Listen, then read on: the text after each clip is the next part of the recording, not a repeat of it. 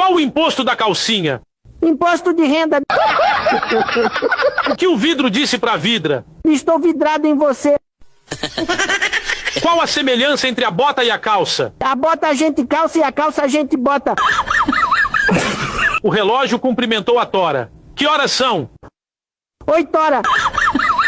Duas lêndias se apaixonaram. Qual é o nome do filme? Lêndias da paixão. Cida esqueceu um sapato de salto alto na casa da compadre Maria. Qual o nome do filme? O salto da compadre Cida.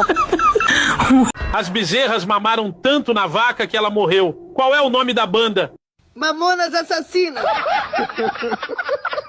Qual é o mês que a mulher fala menos? Fevereiro, porque tem 28 dias. Por que nunca roubam a moto do japonês?